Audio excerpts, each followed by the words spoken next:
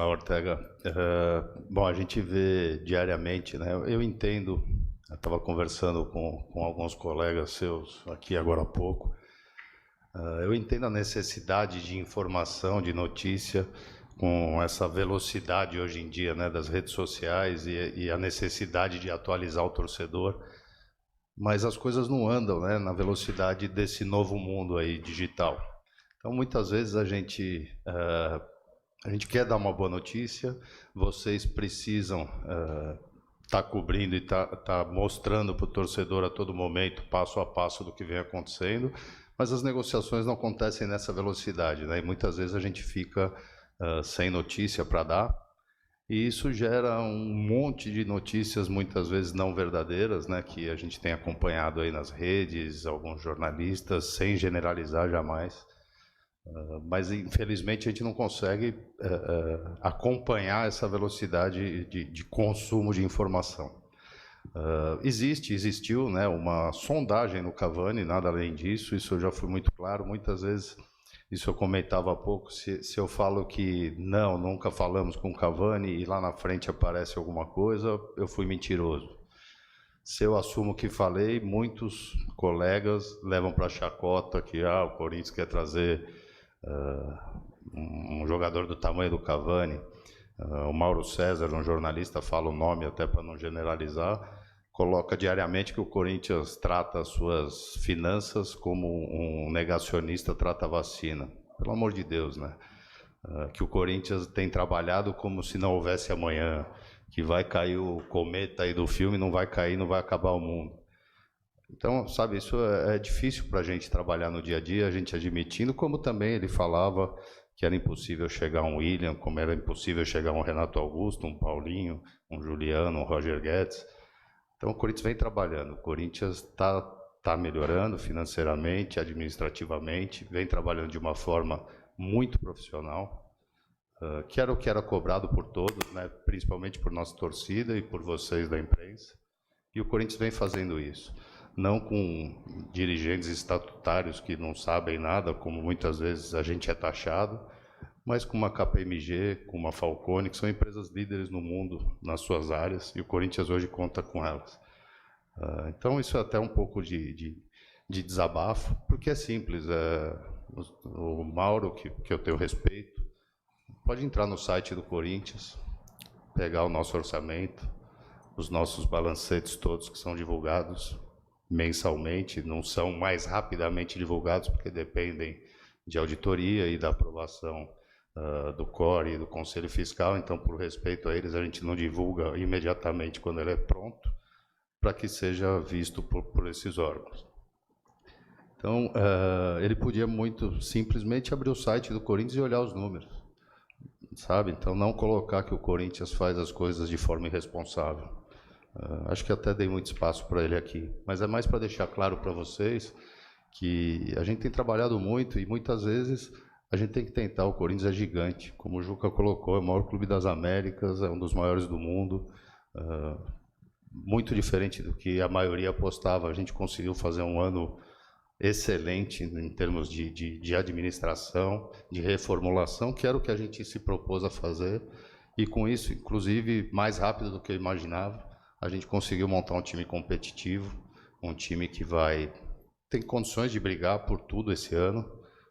Lógico que só ter os nomes não garante nenhum resultado, mas os atletas estão aí, a gente tem uma ótima comissão técnica, que a gente confia muito. No Silvinho, por exemplo, que, como a gente viu aí esse último ano, o que tem sido feito com ele, na minha opinião, é um absurdo, pelos resultados, pela pessoa, pelo trabalho que é feito.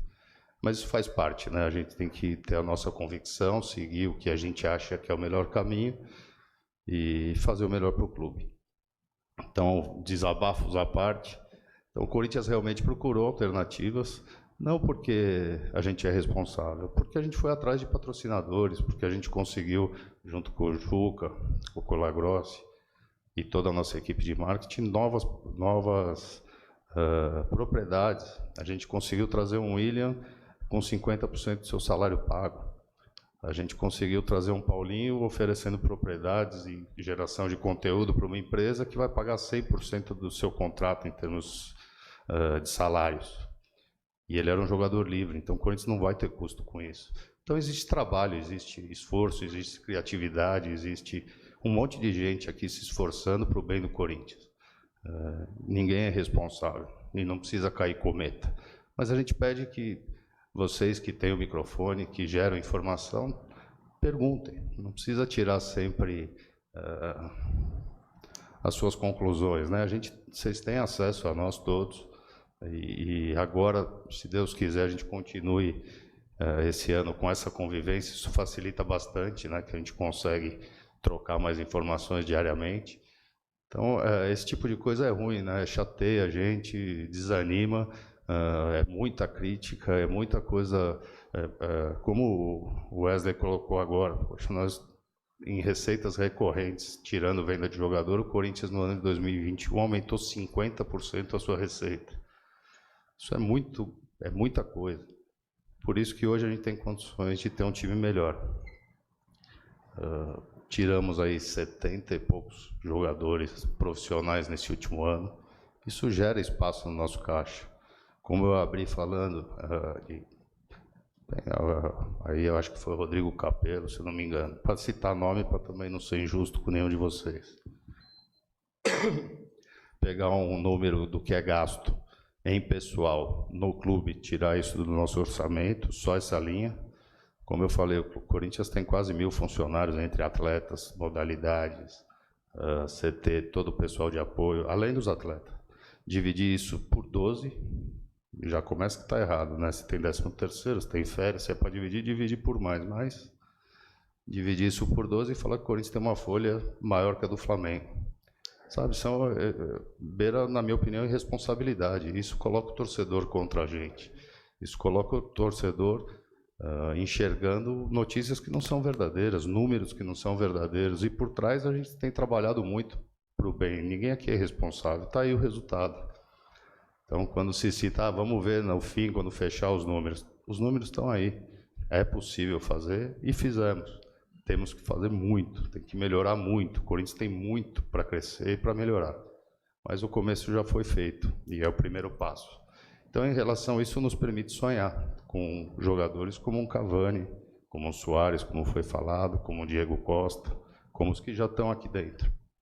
Então, foi feito, sim, uma consulta minha, eu pessoalmente, com um jogador que temos vontade de contar com ele e temos possibilidade de trazê-lo por termos patrocinadores, parceiros, como o Colagrosso colocou, que hoje acreditam e confiam no Corinthians. Então, isso tem nos ajudado bastante, por isso dessa melhora, né, que a gente teve em termos de jogadores no time profissional. Não quero citar número exato, mas nossa folha hoje ela é ainda um pouco menor que a folha de dezembro de 2020, com o time que temos hoje. Isso são números, eles estão aí no nosso site para todos que quiserem ver. Então, o Corinthians está atrás realmente de um centroavante de peso. A gente entende que para esse tipo de ação com um parceiro tem que ser um nome forte para que ele tenha o seu retorno. Por isso que são especulados nomes desse tamanho. E o Corinthians é gigantesco. E não está esperando o Cavani, como também não está esperando ninguém. O Corinthians está no mercado, olhando, analisando, mas com muita calma, sem desespero, para que a gente evite erros, como foi feito no último ano. O Corinthians, se não me engano, em 2021, fez a sua primeira contratação em agosto.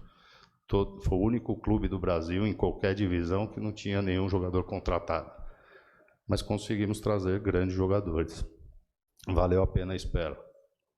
Então, mas trouxe agora o Bruno Melo.